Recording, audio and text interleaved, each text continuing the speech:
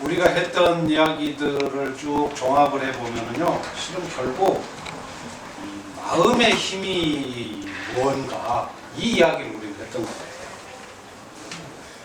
마음이 가진 힘이 이게 뭔가. 결국 우리 객관적인 세계에 큰 어떤 외부에 좀 현현되어 있는 우주라는 건 물체잖아요. 물질의 덩어리인데 결국 여기서 이거를 이끌어가는 것은 우리 인간의 의식, 인간의 마음, 이것이 우주를 이끌어가는. 그러니까 우리가 자꾸 지금 자본주의의 어떤 깊숙한 함정 속에 빠져가 들어가면서 물질에 계속 치이잖아요. 물질에. 그래서 정신과 물질을 가는 게 이제 어떤 자가당착적인 측면 속으로 빠져드는 면이 있는데, 우리가 이 공부를 하는 것은 다시 물질 속에서 다시 한번 마음을 건져내고 우주의 올바른 그 모습을 찾아가는 그런 것 같아요. 그러니까 이 지금 세계 뭐 지금 책상도 있고 사진기도 있고 모든 물질들이 뭐 총도 있고 칼도 있고 다 있잖아요. 근데 전쟁을 일으키는 것도 마음이고 평화에 악수를 하는 것도 마음이에요. 그러니까 누구를 죽이겠다고 그 칼을 가는 그것도 마음이고, 그 칼을 들고 가서 죽어가려는 환자의 환부를 도려내가지고 생명을 찾아주는 것도 그것도 또 마음이잖아요. 그러니까 모든 우리 인간의 삶을 유심히 보면 외형에는 물건과 물질들이 왔다 갔다 하는 것처럼 보이지만 그 배후에는 마음이라고 하는 것이 있어서 이것이 어디 가서 약탈을 하는 것도 마음이고, 또 그 약탈했던 물건을 기부하는 것도 또 마음이에요. 그래서 이 마음이 가진 힘은 결국 이 우주를 이끌어가는 모든 그 힘의 배후에는 마음이 있는 건데, 이 마음이 부리는 어떤 요술 같은 거는 이놈의 힘이 너무 강하다 보니까 없는 것도 있는 것처럼 만드는 힘이 있어요. 또 있는 것도 없는 것처럼 보는 그런 힘이 있는 거죠. 마음이라는 게. 그래서 그런 마음이 가지고 있는 이 인생과 우주를 왜곡시키는 힘, 이런 면을 우리가 너무 간과하고 사는데, 이 여대생 총명한 애들 10명을 EBS에서가 실험을 한 적이 있어요. 애들 이렇게 쫄쫄이 세워놓고 눈을 가립니다. 눈을 가리고 사이다 있죠. 칠성 사이다 한 잔을 딱 따라놓고 거기다가 보라색 그 분말을 이렇게 치는 거예요. 속이는 거지. 근데 보라색 분말이 아무 향이 없어요. 전혀 향을 제거한 보라색 분말을 사이다를 다 이제 10명을 세워놓고 눈을 가린 채로 그거 다 한 잔씩 붓고 그 분말을 거기다 탑니다. 그렇게 하고 이제 10명한테 이 맛을, 이게 무슨 맛이 나느냐 하는 실험이 있었어요. 그랬더니 10명이 다 사이다입니다. 그랬어요. 제대로 맞췄잖아요. 맞췄는데 이제 눈을 풀어. 눈 가리개를 풀고 다시 그것을 또 마시게. 똑같은 거예요. 그랬더니 얘들이 뭐라 그러냐면 사이다라고 하는 애는 하나도 없고 포도맛 탄산음료입니다. 이렇게 말해요. 10명이 다 이구동성으로 포도맛 탄산음료입니다. 그러면서 어떤 애들은 포도향이 납니다. 이런 애들이 있어요. 그걸 몇 년 전에 EBS에서 실험을 했어요. 그러니까 이게 마음이 환을 일으키는 거예요. 환을.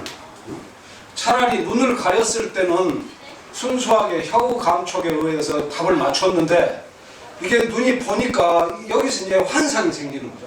이 마치 그 보라색 보면 벌써 우리가 포도를 상상하잖아요. 가지고 10명이 다 틀려버려요. 포도맛, 탄산입니다. 그러니까 이거는 우리가 심리학적으로 분석을 하면은 혀가 맞추었던 그 답을 눈이 환을 일으키는 거죠. 눈이. 시각에 의해서 환이 발생하는 그런 케이스인데, 이제 이런 단계에서 한 단계 더 진입한 사람이 누구냐면 그게 이제 원효예요. 원효가 나이 44살쯤에, 기록에는 그렇게 돼 있어요. 44살쯤에 당나라로 유학을 가려고, 그때 뭐 의상대사하고 같이 여기 남양만 어디라고 그래요. 남양만 어디에 가서 하룻밤을 자다가 이제 그 유명한 해골바가지 사건이 나오잖아요. 저녁에 어디 동굴 같은 데 들어가서 자다가 칠흑 같은 밤에 목이 얼마나 말라가지고 깨서 이렇게 보니까 바가지에 물이 고여 있어서 그걸 너무 달게 먹었다 이겁니다. 야간 상경이 일어나서 그 갈증을 해소하고 너무너무 그 꿀 같은 물을 잘 먹고 잠을 자고 아침에 딱 일어나서 어젯밤에 그 물이 너무 고마워서 그 물 어디 샘물 가상인 줄 알고 가서 봤더니 그게 해골바가지였대. 구데기가 기어다니. 거기서 이제 원효가 어마어마 충격을 받아요. 그러니까 원효 케이스는 야밤이니까 이게 눈 가리개를 하고 이제 이게 혀가 환을 일으키는 그런 케이스라고 봐야겠죠. 그러니까 이런 어떤 그 마음이 가지고 있는 이 힘은 우리의 상상을 초월하는 거예요. 그래서 어떤 그 흑과 백의 그 구분과 판단에 있어서도 우리가 자칫하면 진실과 오류 안에서 이렇게 갇히는 문제가 생깁니다. 그러니까 이때 이 그 원효가요, 이 원효 나이 44세의 이 상황이 어떤 때냐면은 달마가 중국에 도착해서 선에 씨앗을 뿌린 게 527년입니다. 달마가 527년이고 중국 선종에 완전 중국화의 그 꽃을 피웠다고 하는 해능이 이 육조 해능, 불가에서는 이 해능 조사의 육조 단경을 굉장히 중요시 칩니다. 이 해능이 638년생이에요. 근데 원효는 617년생입니다. 그러니까 원효가 오히려 육조 해능보다 나이가 한 20살 정도가 더 연로한 거죠. 바꿔 말하면 이게 뭐냐면 아직 원효가 살아있던 시대에 우리 한국 불교는 선종이 뭔지를 모른다. 지금 우리 한국 불교를 대표하는 것은 조계종, 참선하는 선종이잖아요. 그때 아직 한국만이 아니라 중국도 선종이 아직 이렇게 뿌리가 견고하게 생기기 전이에요. 그러니까 어떤 명상이다, 참선이다 이런 게 아직 모르는 상태에서 원효가 뭔가 굉장히 머릿속에 향학력은 타오르면서 알고 싶은 건 있는데 이게 안 되니까 유학을 가려고 했던 상황입니다. 그러다가 남양만 그 어떤 동굴 안에서 이 체험을 이게 이제 그 유명한 불교 화엄경에서 말하는 일체유심조. 일체유심조. 그래서 우리가 일체유심조에 관한 이야기는 몇 번 했습니다. 모든 것이 이 우주의 모든 것이 일체가 오직 유자를 쓰는 거죠. 유심조.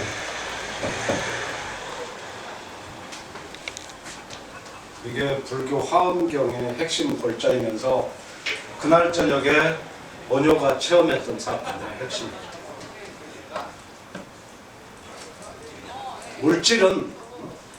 물질은 오로지 인간의 마음의 작동에 의해서 그 성격을 결정짓는 것이라는 거.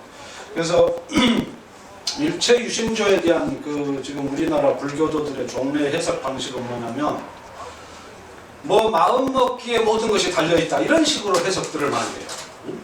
근데 실은 이거는 그런 해석은 한 50점 정도 해석이라고나 봐야 될까? 아무튼 본래의 취지하고는 상당히 먼 겁니다.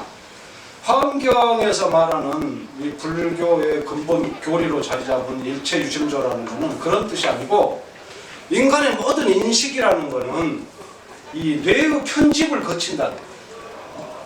마음의 편집을 거친다는 거죠.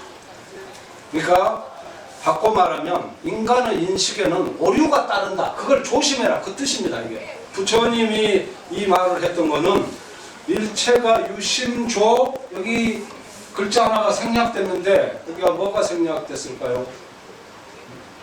가장 이거를 딱 이해하면은 일체 유심조라는 이 말의 뜻이 명확합니다. 작자가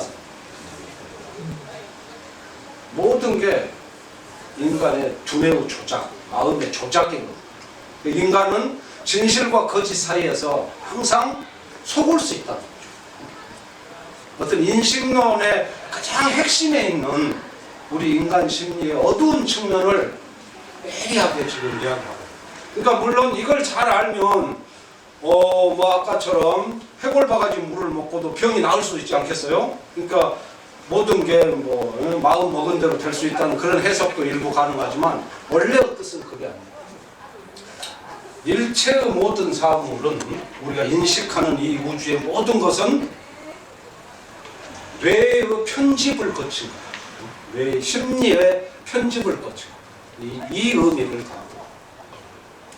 그러니까 이게 단순히 뭐 모든 걸 내가 할 수 있다, can do spirit 뭐 이런 뜻이 아니고 인간 심리학의 가장 심오한 부분을 진리와 거짓 사이에서 인간이 빠질 수 있는 그런 오류의 측면을 이걸 얘기하는 겁니다.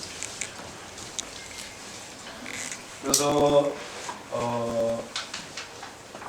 지금 그러니까 이 말과 이 원효의 그 모든 행위의 뒷면에 지금 놓여 있는 어떤 문제 상황은 뭐냐면 진리와 거짓과 위약 이 지금 세 개의 테마가 돌아가요. 우리 인간은 어떤 위기의 상황에서는 옳고 그르고를 떠나서 위안을 받고자 하잖아요. 어떤 그런 상황에 놓여 있는 인간의 마음의 위험한 측면 이런 것에 관한 이야기예요. 인간의 인식에는 언제나 심각한 오류가 있는 것이고 그리고 그 이유를 따져보자면 원래 인간의 뇌가 그렇게 생겨 먹은 겁니다. 인간의 뇌가. 근데 누구의 뭐 잘못이 아니고 뇌를 보면은요 우리 뇌가 실물을 보는 거하고 가짜로 뭐를 상상하는 거하고 뇌 안에서 일어나는 반응이 같겠어요? 틀리겠어요? 실제로 뭐를 보는 거하고 가짜로 그것을 상상하는 거하고 뇌 안에서 일어나는 반응이 같아요? 틀려요? 같아요. 같아요. 산을 넘어가다가 병사들이 뭐 물이 없어서 침이 말라서 뭐 석류를 먹어라 봐라 했다는 뭐 그런 우스개 전쟁 이야기처럼 우리가 석류 그걸 딱 이야기를 하면 마치 눈앞에 석류를 본 것처럼 입안에 침이 싹 고입니다. 코끼리 세 마리를 딱 생각을 했어요. 코끼리 세 마리. 그러면 눈의 망막에 코끼리 세 마리 도립상이 그대로 새깁니다. 이거는 MRI로 확인할 수 있는 사람. 그러니까 보는 거하고 상상하는 것이 완전히 똑같이 돼요. 우리 인간의 머리 구조. 그래서 이 그림을 한번 보시면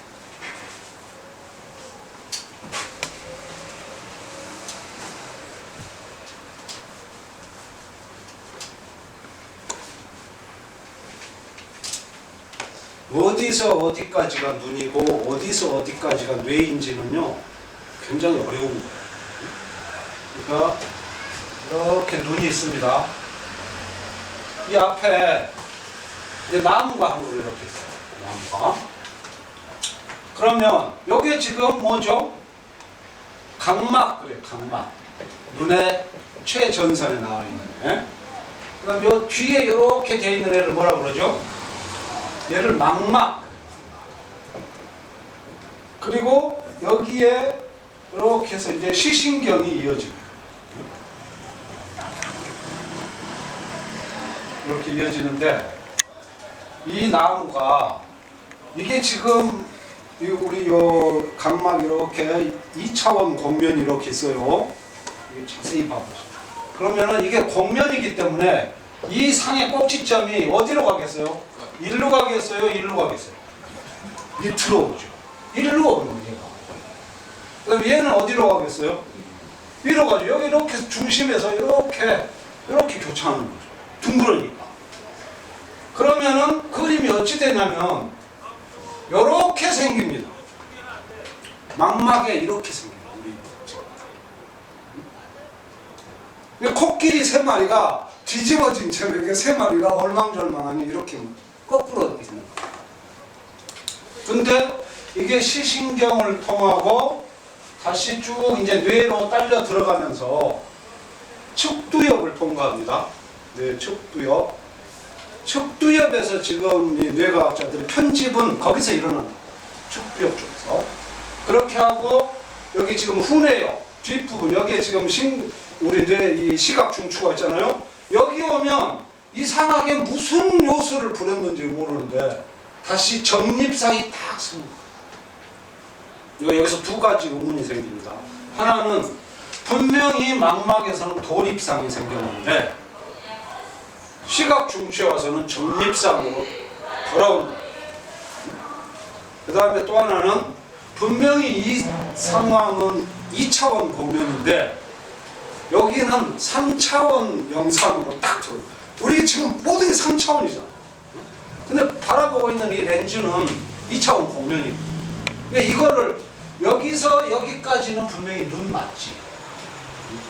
여기서 여기까지는 눈 맞잖아요. 근데 진짜 어떤 사물을 본다고 하는 핵심적인 이 과정은 여기서 일어나.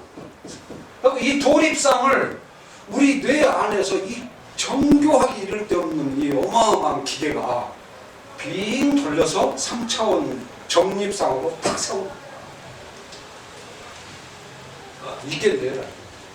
그러니까 우리가 인간이 사물을 눈으로 보겠어요? 뇌로 보겠어요? 결국 뇌로 본다는 거예요. 절대 눈으로 보는 게 아니에요. 눈은 그냥 하나의 빈 공간 빨아들이는 빛의 수용체처럼. 그러니까 우리가 그때 의식을 공부하면서 전오식 이야기를 했잖아요. 안이비설신. 거기에 다 식이 있는 식. 이 안을 지배하는 배우의 식이 있고 냄새를 맡는 식이 있고 소리를 듣는 식이 있는 이 모든 의식의 작용인데 통로가 이렇게 이제 열려진 통로를 따라서 이렇게 얘가 접수를 하는 건데 만약에 이 식의 작동이 가다가 어느 순간에 어떤 충격으로 끊겨버리잖아요. 그럼 눈은 뻔히 있지만 사물을 못 봐.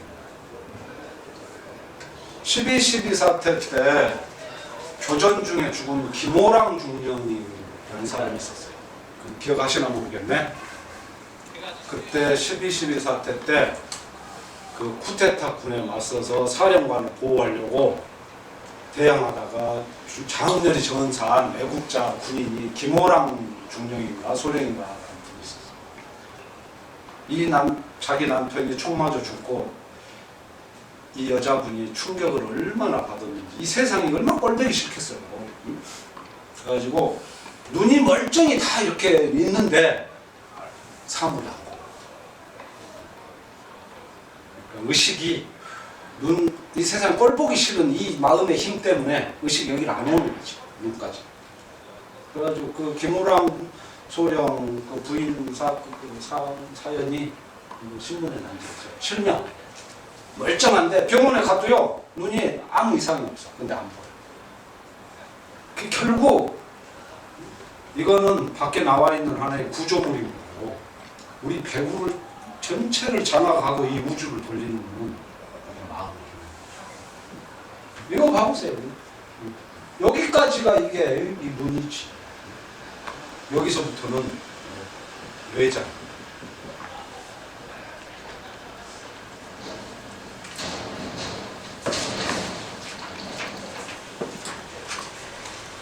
그래서 우리는 사물을 눈으로 보는 게 아니라 결국은 뇌로 보는 것이다.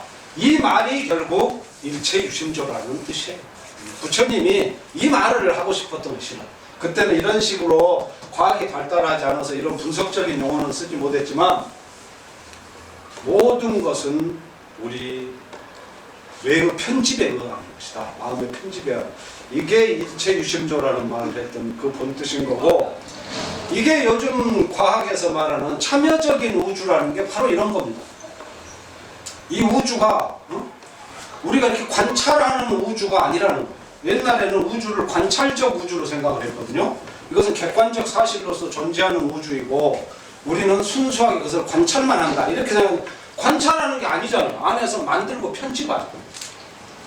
그래서 요즘 양자 물리학 이후에 서구 과학자들이 이 우주를 관찰적 우주 그 용어를 쓰기 시작한 게 이런 측면입니다. 그리고 이게 쇼펜하우어가 이야기하는 의지와 표상으로서의 세계라. 그러니까 그 말의 그 맞은편에는 뭐가 있겠어요? 있는 그대로의 세계. 있는 그대로의 세계를 못 본다는 거죠. 우주가 관찰적인 우주가 아니고 우리가 그것을 편집하고 만드는 그런 참여적인 우주인 것처럼 이 세계라는 게 있는 그대로의 세계를 우리는 봐야 되지만 그걸 보지 못하고 항상 내 충동적인 의지와 인식과 표상을 가지고 있다. 그게 쇼펜하우어 철학이고 그게 지금 양자물이라고 부르는 거고 이게 불교예요. 그래서 이제 이렇게 되면 여기서 심각한 의학적인 문제가 이제 발생해요. 의학적인 문제. 이거는 재밌기도 하고 좀 묘해.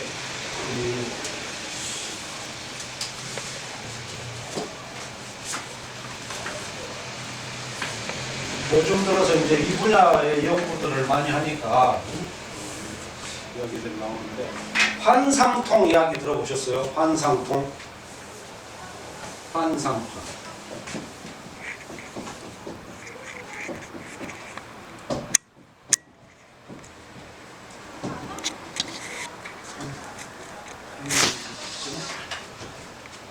아플 일이 없는데 아파오는 겁니다. 환상통. 어떤 김행균이라고 하는 철도 공무원이 중학생인가 누군가를 구하기 위해서 뛰어들었다가 다리가 잘렸어요. 철도에. 그렇게 하고 다리가 이제 절단된 데가 없잖아요. 다리 하나가. 근데 그 다음날 침대에서 일어날 때 다리 없는 걸 모르고 발을 짚으려다가 꼬부라져. 이거를 계속 반복하는 사람이. 하루만 하고 그치면은 맞을 것 같은데 그렇지 않습니다. 이게 무의식이 한 40년 살아온 이 무의식의 힘이 있으니까 계속 자기 하나 잘린 다리를 이게 뇌가 적응을 못하는 거죠. 이게 환상통의 개념이에요. 그래서 갑자기 달린 자리가 여기 잘리고 없거든요. 근데 이 복숭아뼈가 막 가려워. 복숭아뼈가 막 가려운 겁니다. 그래가지고 긁을 수가 있어요? 긁을 수가 없지. 팔이 잘린 사람인데 막 이 엄지손가락이 막 가려워. 그래서 처음에는요, 이 환상 잘린 이 사지 이거를 환상지라 그래요. 존재하지 않는 환상의 사지라 그래가지고 이 환상지의 존재에 대해서 과학자들이 굉장히 처음에 이 답을 못 찾았어요. 그걸 어떤 결론까지 갔었냐면 우리 인간의 몸은 플라톤이 말한 것처럼 원래 타고난 이데아 같은 우리 몸이 있을 거다. 근본 틀.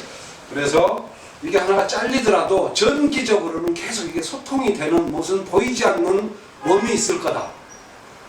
그래서 거기에 고장이 나가지고 가려우니까 가려운 거다. 이렇게 생각했었어요. 근데 이제 그게 다 틀린 거라는 거죠. 이게 다 환상에서, 환. 환에서. 그러니까 이거를 빨리 극복한 사람들은 몇 달 내에 극복하지만 안 되는 사람들은요, 몇 년 동안 아주 이런 데가 쑤시고 가렵고 뭐 아주 그런 보고가 굉장히 많아요. 이 환상통이 있고 이 반대에 뭐가 있냐면 플라시보 효과라는 게 있어요. 이거는 많이 들어보셨죠? 플라시보.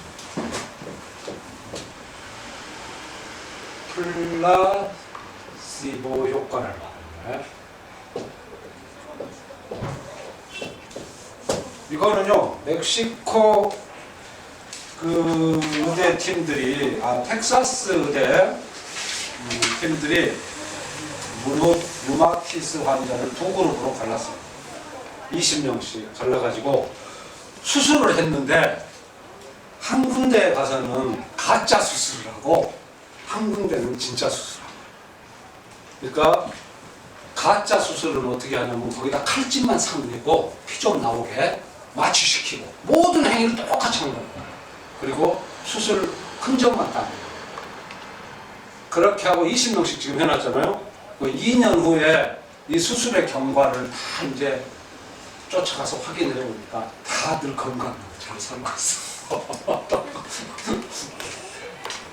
효과가 똑같다.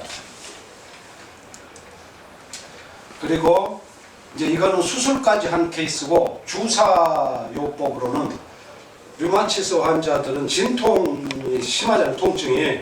진통제를 놔야 되는데 비타민 C를 의사가 속이고 일부러 실험을 위해서 그러면서 뭐라 그러냐면 새로 발명한 최고의 신약입니다. 이렇게 하고 쏴줬어요.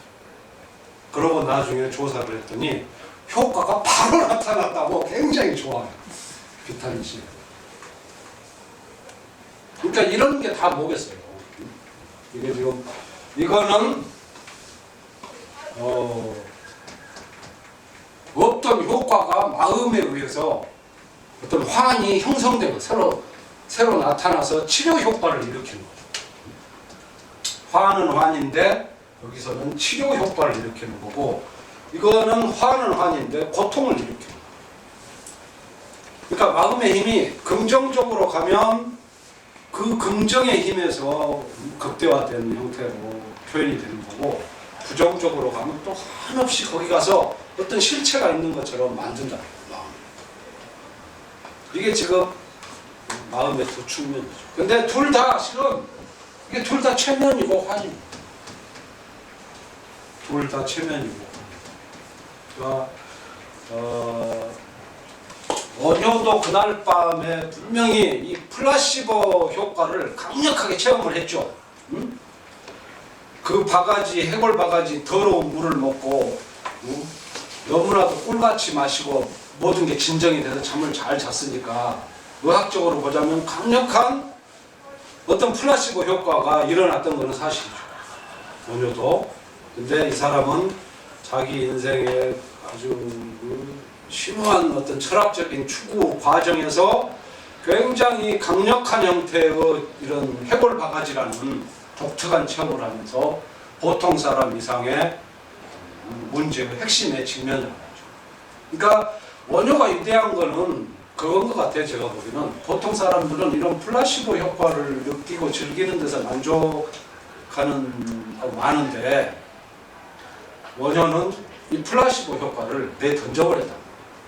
그리고 이 마음을 감싸고 있는 환의 정체를 이 최면의 정체를 깨부시고 보다 뭔가 근원적인 것을 그거를 밝히기 위해서 자기 어떤 노력을 한 차원 더 높은 데로 끌고 가는 이 행위, 이게 아마 우리가 원효를 높이 평가, 이 착각이고 환이고 최면인 이런 이 모든 어떤 마음이 일으키는 이 환의 상태, 이것을 넘어서려고 원효가 목표의 지향점으로 삼고 갔던 게 그게 이제 각이죠. 각, 깨달을 각자.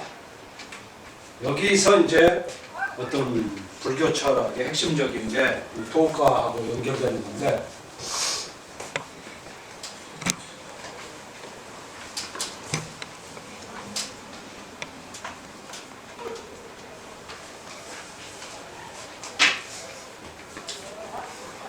지금까지 우리가 본 거는 좋건 나쁘건 옳건 그르건 모든 걸 다 떠나서 이거는 일종의 환입니다. 환. 이것은 팬텀인 거죠. 통증, 페인이나 큐어가 다 하나는 팬텀 페인이고 하나는 팬텀 큐어인 것 뿐이지, 그 근원에는 환이 있는 거예요. 최면 상태.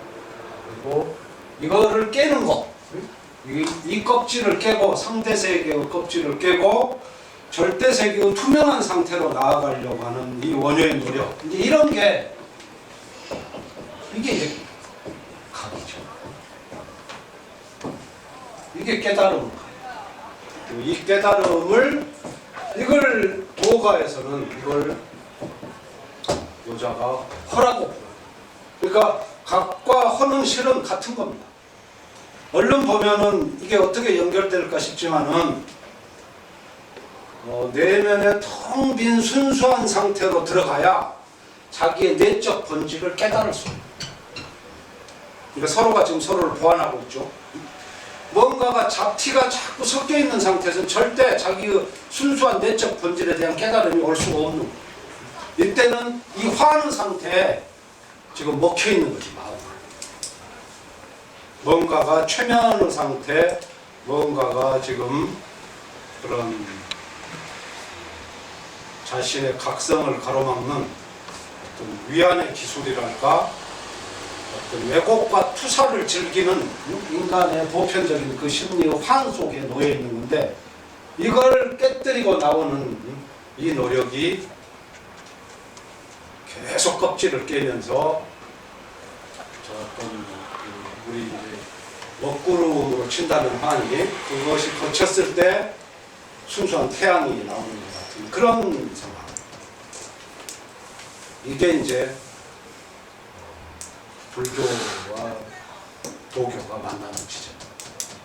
그러니까 아까 보셨지만 그런 최면이나 환도 그렇게 강한 힘을 갖는데, 그런 잘못된 인간의 어떤 편협한 길을 다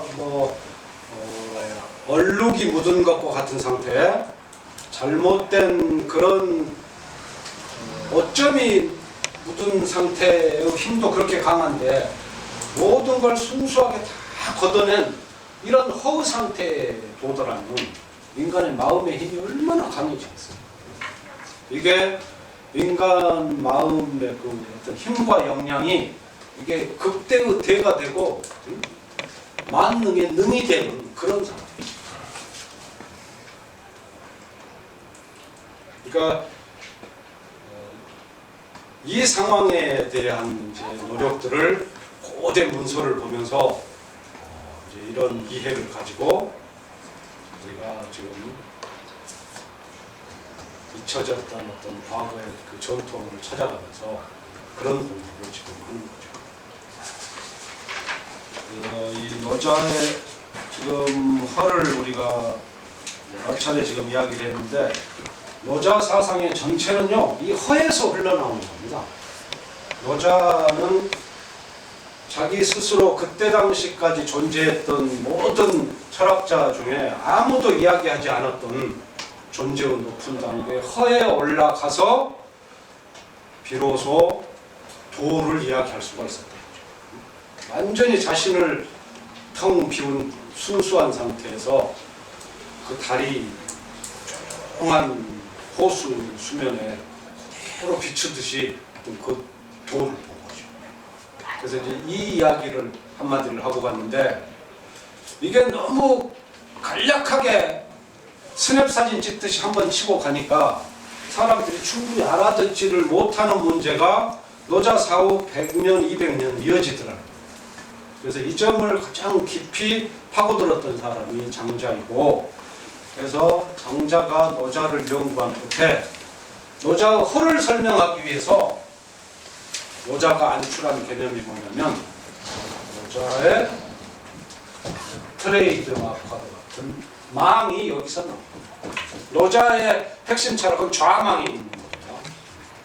그래서 이 허하고 이 망은요, 한번 이 글자에 대해서 한번 유시면 이걸 한번 생각해 보세요. 이 글자는 둘 다 어떤 공통점이 있어요. 이 글자는 공통점이 있는데 도저히 생각으로는 도달할 수 없다. 허도 그렇고 망도 그렇고 인간의 생각으로는 도달할 수 없어요. 그러니까 허를, 노자가 말하는 허 경지를 마음으로 생각하려고 딱 하면 그 순간 허가 아니라 뭐가 안에 하나가 차버리는 거예요. 반대로 갑니다. 장자의 망은 더합니다. 이건 잊을 망자인데 뭐를 잊을 망자를 생각하는 순간 뭐가 생각이 딱 떠올라 버리는 거죠. 응? 그러니까 이 두 사람이 이걸 우연히 이렇게 썼을 것 같아요? 절대 아니죠. 그러니까 노자의 이 트레이드 마크가 허고 장자의 트레이드 마크가 망인데, 이것은 인간 심리의 어떤 심오한 역설을 다 내다보고 이걸 쓴 거예요. 피할 수가 없는 거지, 이것들. 허에 도달하려고 하면 허를 생각하면 안 됩니다. 망에 도달하려고 생각하면 망을 생각하면, 한순간 딱 잘못 생각하면 정반대로 자가당착에 빠지게 딱 돼 있는 어떤 그 역설의 논리 안에서 인간이 그 피할 수 없는 핵심적인 그 삼거리 앞에 노자 장자가 이 글자 하나씩을 세우는 거죠. 그러니까 이 장자의 좌망이 이제 오늘 우리 공부할 건데요. 장자의 좌망이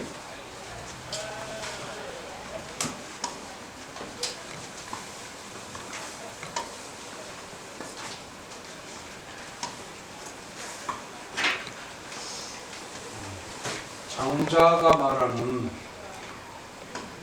이 망이 3단계. 우리 인간은 어떤 상스럽지 못한 과거 경험을 자꾸 잊으려고 합니다. 그렇죠? 이게 요망이죠. 요망. 잊고자 하나 잊지 못하는 거죠.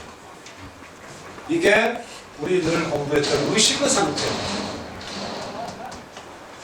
요망을 늘 바라는 거죠. 그걸 잊으려고 해요. 3년 전에 나 돈 떼먹고 도망간 놈, 나 그 초등학교 때 나 뒤통수 때려가지고 막 피나게 한 놈, 뭐 이제 이런 거를 자꾸 잊으려고 하는데, 근데 아무리 노력을 해도 인간은 쉽게 잊지를 못합니다. 불망의 상태가 깊이 자리 잡고, 이게 뭐겠어요? 이 무의식. 무의식. 트라우마 같은 게 박혀있는. 그리고 이 모든 것의 문제를 다 해결하고 인간의 단계로 내려가서 완성되는 거, 그게 이제 장자가 말하는 이게 좌망. 이게 그러니까 결국은 좌망에서 마주치는 인간의 근원적인 의식, 이게 초식. 이렇게 우리 공부했던 거하고 이렇게 매치가 됩니다. 그러니까 이 요망이라고 하는 거는 자꾸 바라는 이 우리의 평상시의 의식의 상태는 물처럼 이렇게 늘 산란성을 띱니다. 물처럼. 형태가 이게 물과 같은 거죠. 물과 같은 거. 이거를 이 산란성, 저는 이제 이걸 산란성이라고 정리를 하는데, 전번에 우리가 공부했던 에드문드 후설은 이 마음에 관한 연구를 하는데 이걸 지향성이라고 부르죠. 지향성. 산란성을. 그래서 마음의 지향성을 이걸 바로잡는 거, 어떤 불교식으로 말하면 집착이고 끄달리는 거겠죠. 이게 계속 자기의 지향성을 근원으로 회복시키지 못하는 어떤 인간의 허약함 같은 거, 이거를 풋설이 지향성을 이야기합니다. 그래서 어떻게 우리가 공부를 해서 지향성을 달래가지고 인간의 마음을 고른 상태로 갈 것이냐. 그래서 이 흐름 전체에서 이 무식은 항상 남아있는 안에 찌꺼기와도 같은 것이라면은 요 초식은 마치 뭐와 같냐면요, 꿀과도 같아요. 꿀. 그러니까 우리가 이거를 부동성이라는 용어로 많이 불렀었죠. 꿀처럼 흔들리죠. 그러니까 바다를 생각하시면 이게 표층이죠. 이게 표층이고 이게 심층이고 이게 최심층인데, 표층에 파도가 막 이렇게 치잖아요. 그리고 밑에 저류가 흐르는데 맨 아래는 움직이지 않는 심의 잔잔한 힘 같은 거. 이게 지금 장자가 보는 좌망의 전체 구도가요. 그러니까 이 상황에서 이렇게 공부를 해가지고 이렇게 내려가는 이걸 말하는 거예요. 그럼 문제는 뭐냐면 이 망이라고 하는 이것이 절대 의도적으로 안 된다. 망이라는 게 우리가 뭐를 잊어버렸다고 하는 상황은 항상 깜빡 잊어버립니다. 깜빡. 일부러 잊어버렸어요?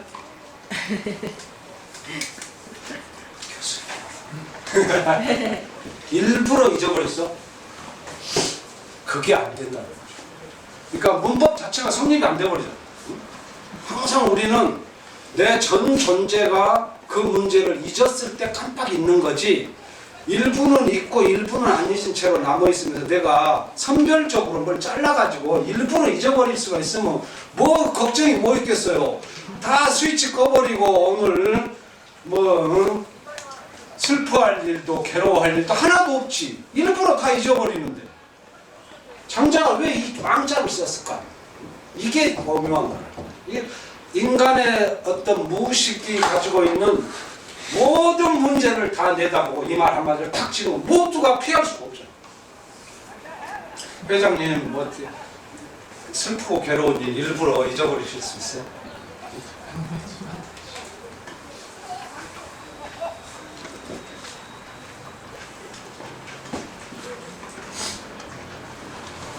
그 어떤 인간이면 피할 수 없는 이런,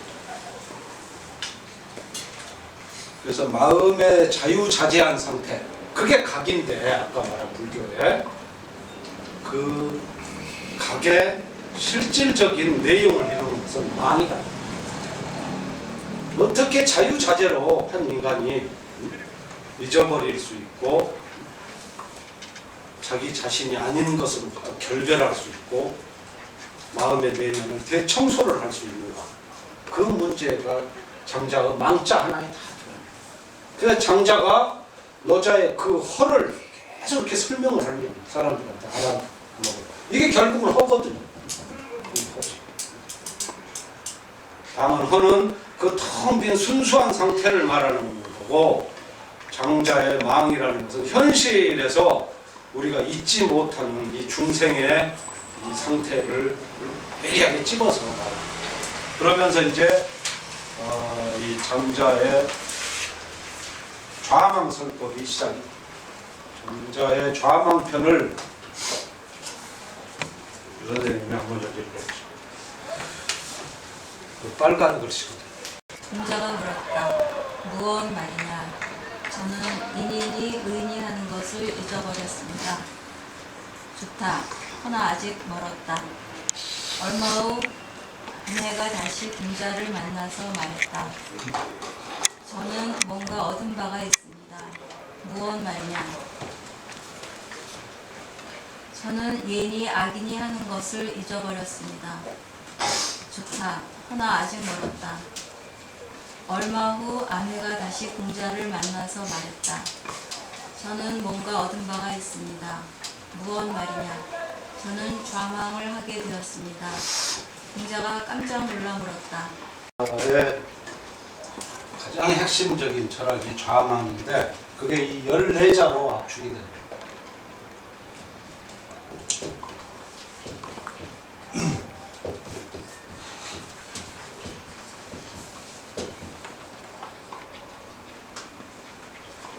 이 타지체, 우리 사지를 지체라고 그러잖아요. 이거를 놓아버리고, 그러니까 몸을 재우는 거죠. 완전한 우리 공부했던 이완의 상태, 수승화감을 통해서 몸을 이완시키고 그 뜻이에요. 타지체. 그러니까 요즘 말들은 참 멋이 없어. 몸을 뭐 이완하고 장자처럼 이렇게 타지체 딱 하면 아 이게 특별히 이런 공부가 돼야 되는데 몸을 다 놓아버리는 거예요. 완전히 이완을 시키고 출총명, 이게 몰아낼 축출하다는 출자예요. 총명을 몰아내. 그러니까 1단계 몸을 재우고 2단계 마음을 재우고 두뇌를 뇌의 작동을 멈추는 출총명. 이 총이 귀 밝을 총, 이게 눈 밝을 명 그러잖아요. 지금 뇌 이야기, 뇌가 총명이라는 거예요. 그래서 몸을 떠나고 삶을 떠나는 것, 형체를 떠나고 모든 삶을 떠나는 것. 그렇게 함으로 해서 점점 이제 요망에서 불망을 거쳐서 좌망으로 내려가는 심오하게 이런 상태에 매달려 있으면 망이 되겠어요? 안 되지. 뭔가 계속 집착이 그 총명하다는 어떤 개념적 지식이라는 허상에 잡혀가지고 계속 두뇌가 쓸데없는 작동을 막 일으키는 거예요.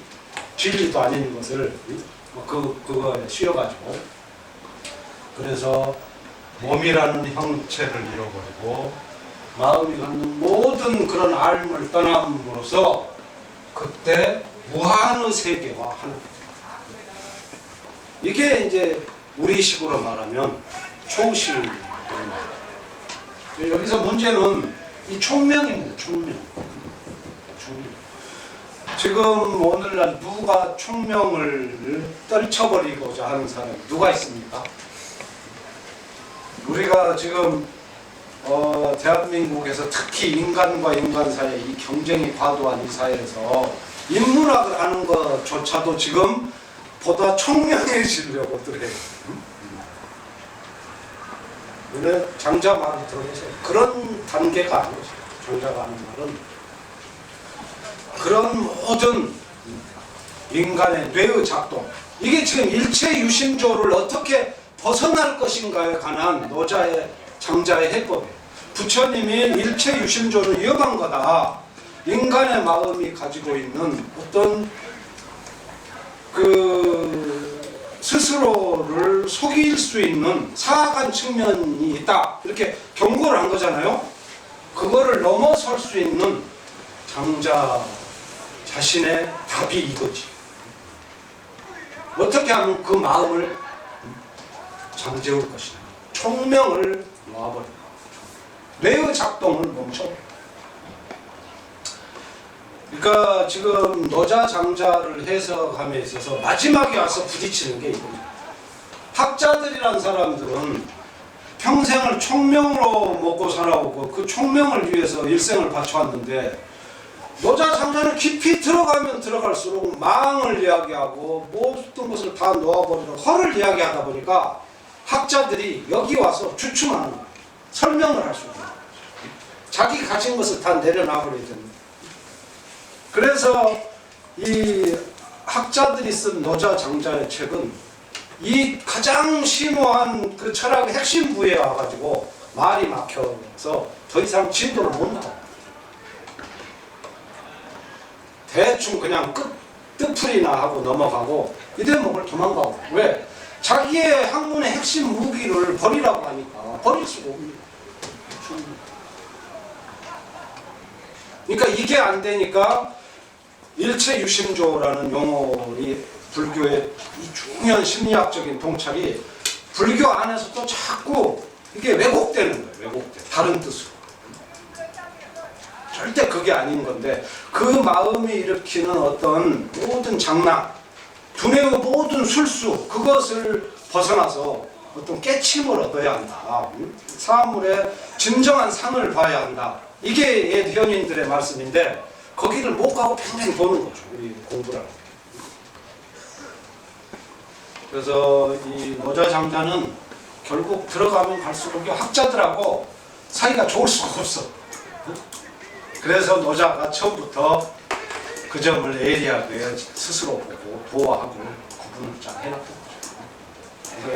여러분들도 이 노자장자가 이제 끝나가는 이 우리 공부 마지막 즈음에 이르러서 이런 부분에 대한 이해만큼은 정말 명확하게 좀 하셨으면 좋을 거예요.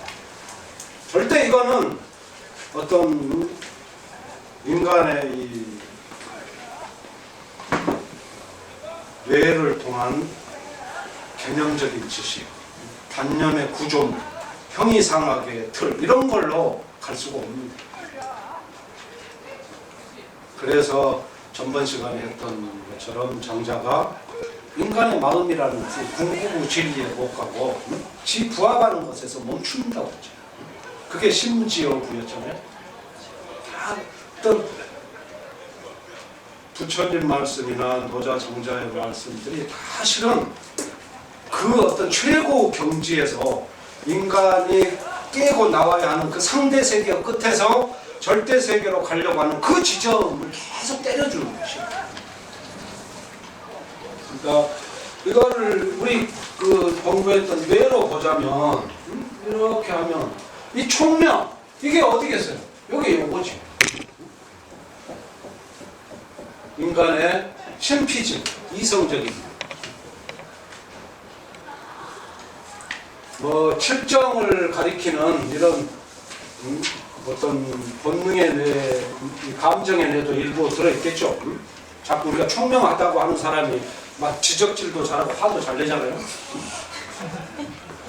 총명하고 좀 다 관련이 있어요. 좀 총명을 누구라 저도 자꾸 지적질 잘하다가 어떤 여자분한테 한 번씩 혼나고 그러는데 총명하다는 거하고 사물에 보다 또 근원적인 상황으로 간다는 건 좀 다르죠. 총명을 어느 순간에 우리가 총명의 답이 되는, 총명의 노예가 되는 그런 지점이 있는 것 같아요. 자꾸 개념적인 지식을 갖다 보면요. 이게 지금 그런 이야기입니다. 그러니까 명상의 핵심은 우리가 하는 이 공부의 핵심은 결국 뇌를 벗어나는 거예요. 이게 장자 어느 챕터에서 말하는 게 장자가 규정하는 성인은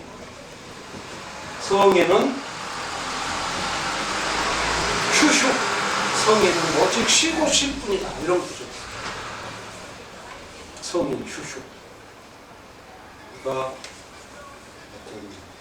내면에 항상 고요한 여백이 있는 거죠. 이런 사람들 여백이 있어가지고 세상과 사이에 공간이 있어서 여기서 이 사람의 모든 아이디어, 착상, 통찰 이런 게 여기서 유연하게 솟아 사물에 너무 딱 붙으면 이 상태가 돼야 우리 황제내경 공부했던 것처럼 정좌즉 신수자승하는 단계예요. 그 사람은 가만히 앉아만 있어도 몸에서 신수가 쭉 올라와서 심장이 열을 꺼주고 이래야 뭔가 진짜 볼만한 아이디어가 여기서 나오는 거죠. 지금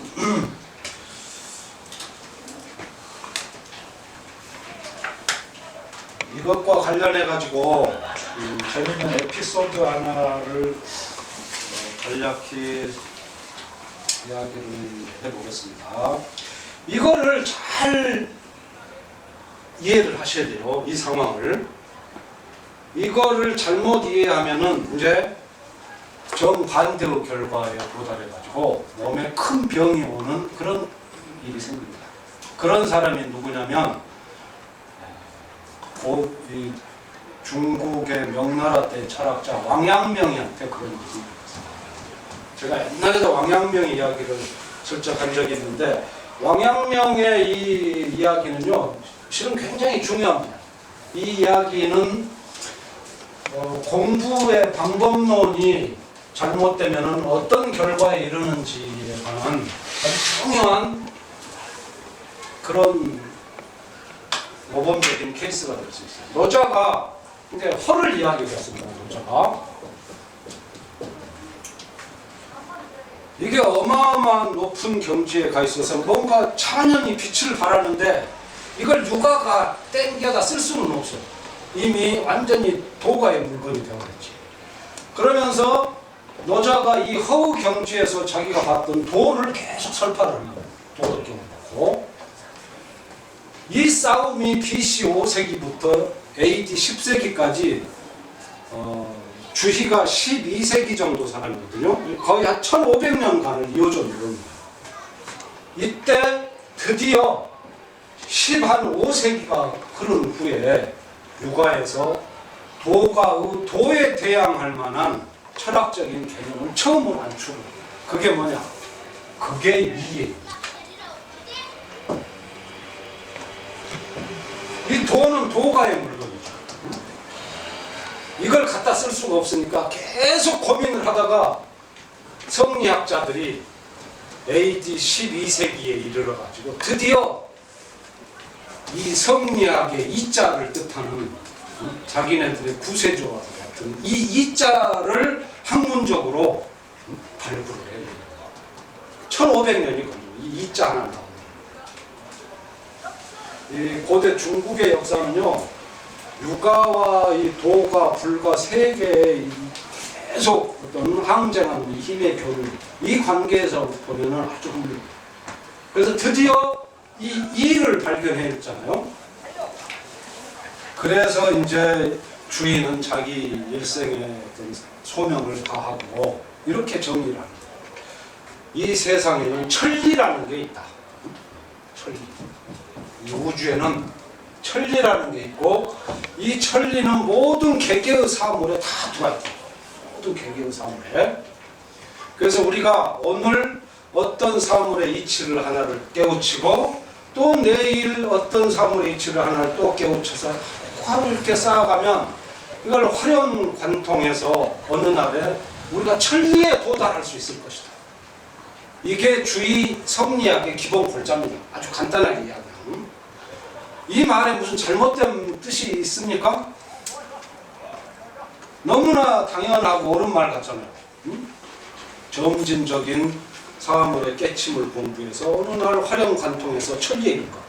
이 말에 사로잡힌 게 21살을 먹은 왕양명이가 아주 그 철학적인 소양이 풍부한 예민한 젊은 철학도가 이 말에 완전히 꽂힌 거예요. 그래서 야, 나도 성인이 돼야 된다. 이 천리를 알아야 성인이 될 거 아니에요.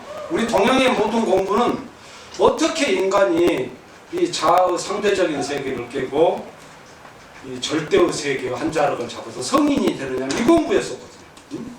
너무 이 공부하다 과학을 등한시해서 지금 세학놈들한테 우리가 당하고 있는 거지. 그래서 이 자기도 천리를 깨우쳐야겠다는 이 인력으로 친구 전우하고 21살 때 둘이 이렇게 도와서 오늘부터 그러면 우리가 경물 취지 공부를 하게 되죠. 이렇게. 그러니까 이 성리학이 이제 몇 가지의 어떤 학문적인 도구를 잘 수습하면서 성립이 되는데 그 중에 하나가 책입니다. 성리학이 그 학문적으로 성립하는 데는 대학이라는 책 있잖아요. 대학이라는 책이 굉장히 중요해요. 대학에 보면은 어떤 지금 우리가 가장 흔히 쓰고 있는 육아에서 제시하는 가장 어떤 철학적인 냄새가 나는 말들은 다 대학에서 왔어요. 그래서 대학이라는 책을 보면 우리도 다 익히 알고 있지만 어떤 말이냐면은 인격 완성 8단계가 거기 있어요. 대학에. 육아는 이런 단계론을 굉장히 좋아합니다. 공자도 단계론을 굉장히 좋아하시잖아요. 육아에는 보면 항상 어떤, 그러니까 대중을 이끄는 교육 방법으로는 육아가 괜찮아요. 초기 단계에서 많은 학생들이 있고 이럴 때는 어떤 뚜렷한 지침을 주는 것 같은 효과가 있잖아요. 그래서 우리가 흔히 대장부 선비하면 어떤 이야기 하죠? 수신제가 치국평천하. 이게 대학에서 수신제가 치국평천하. 수신 제가 이때는 이렇게 써요. 제자를 제가 치국 평천하. 여기까지만 이제 우리가 알아. 그렇죠? 육아들이 항상 조정해서 임금한테 뭐라 떠들 때 이걸로 막 왕을 잡아 흔들 수신을 하셔야 하고 제가 치고 평천하 막 거품을 토하면서. 근데 실은 가장 중요한 것은 이 전 단계에 있어요. 여기에 4단계. 이게 뭐냐면 경물치지, 경물 치지, 이게 제일 중요한 것이에요. 사물을 맨 처음 만나는 인간의 인식의 과정입니다. 경물 치지, 성의 정신.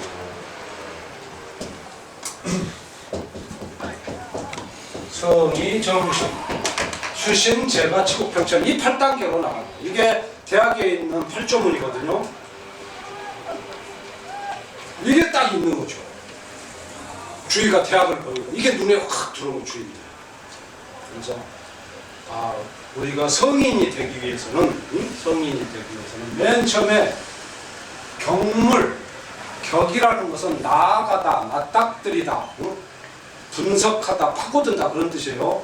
그래서 경물치지라는 것은 개개의 사물에 구체적으로 이렇게 파고드는 어떤 실증적인 학문을 말하는 거죠.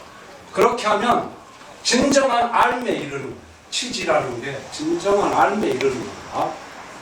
그랬을 때 우리 인간의 의도가 진실해지는 거고, 그래서 마음이 달라지면 수신제가 치국평천한다는 거예요. 그래서 주희는 이 대학 8조문 중에서 이 치지 경물을 가장 중요시했어요.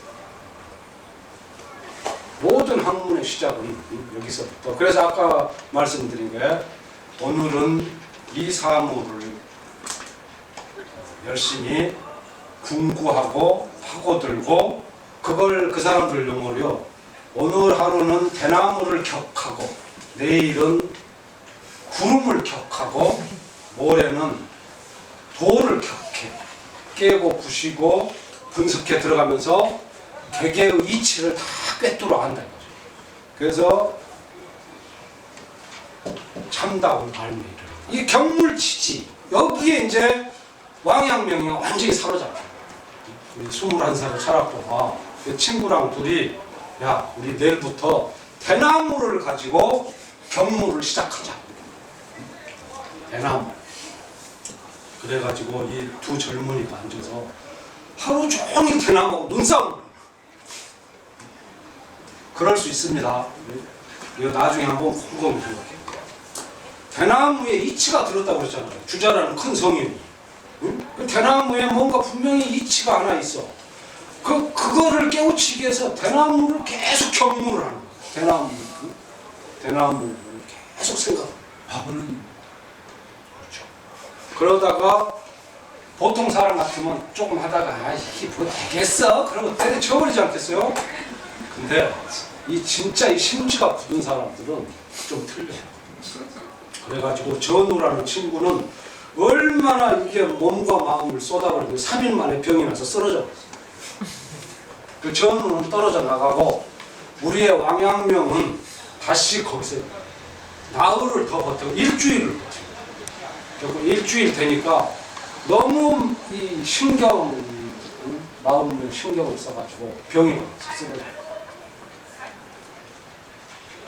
그래서 그 전습록이라는 게 이제 왕양명의 그 공자의 논어가처럼 왕양명은 책이 전습록이에요. 거기 보면 제자들 앉혀놓고 이때 상황을 쫙 설명해. 야, 내가 옛날에 저 주희한테 속아가지고 이거 진짜로 하는 줄 알고 일주일 하는 나 그때 병으로 쓰러져 버렸다. 이 이야기가. 그러면서 경물 치지를 해야 되는데 치지가 아니고 나는 그때 잘못해가지고 병 걸려버렸어. 병. 질병에 이르러 버렸다. 그러고 이 공부방법을 작파해. 그리고 저기 베트남 어디 쪽에 귀향을 갑니다.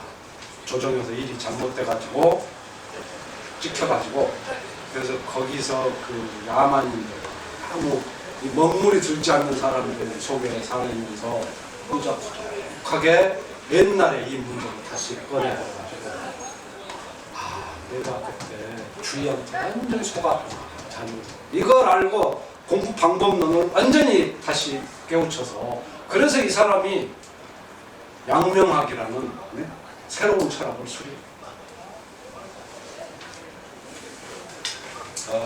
그러면 이제 이게 뭐겠어요? 저기에 대나무에 뭐 이치가 있다. 이 이치잖아요. 응? 이치가 있다. 그 이치가 뭘까? 이게 계속 하다 보면 이게 뭐죠? 황제내경에서 우리 많이 했죠. 생각을 계속 많이 한다는 게 이게. 응? 사즉기 결유. 이게 철학자들이 걸리는 병이 다 이겁니다. 사즉 그러면은 기가 맺히는 거예요. 사즉기 결. 그래서 이 철학자들 중에 다 사즉기 결이 와가지고 기가 맺혀서 기가 맺히면은 어떤 현상이 오겠어요? 첫 번째 잠이 안 오지. 불면증. 이게 뇌에 이게 충혈이 돼가지고 그러니까 수승화강이 돼서 이게 기가 이렇게 위아래로 소통이 원활하게 되면서 이 머리는 차고 발은 따뜻해야 되는데 이 사람들은 거꾸로 가. 머리는 뜨겁고 손발은 차디차디. 잠이 오겠어요? 안 오죠. 불면증 환자. 그러니까 다시 이제 소화가 만성 소화불량, 불면증, 두통 이게 철학자들 병이에요. 칸트가 이 병을 얼마나 오래 앓는지 아세요? 이황도 초기에 주역 공부에 과도하게 잘못 들어갔다가 자기 책에 그 말을 써놨어요. 주역을 20살 때 잘못하다 큰 병을 얻어가지고 이게 다 사직기 병이죠. 철학자들의 병. 이 상태에서 이 사람들이 정좌적 신수자승 그게 오겠어 안 오지? 그러니까 여기서 생각을 잘 하셔야 돼요. 대나무 안에 무슨 이치가 있을 줄 알고 이치가 뭘까 하면서 계속 생각을 가동하는 거. 이 뇌를 작동시키는 이거를 공부하는 자는 하는 사람은 장노자가 말하는 이 허 그리고 장자가 말하는 망 이것이 예측했던 그 자가 당착 속으로 다 빠져드는 그거다. 이거는 절대 그 길로 가지 말으라는 거야. 해보면 알잖아. 코끼리를 생각하지 말아보세요. 이게 망이에요. 망. 응? 잊을만 코끼리를 잊어보세요. 못 잊잖아. 다 걸리잖아. 계속 그 어떤 인간이 가지고 있는 마음의 한계 자신의 뇌를 벗어나지 못하고 결국 거기서 병을 길러내는 이 공부법 이걸 버리고 출초명을 하는 이 공부가 오늘 여기까지 하겠습니다.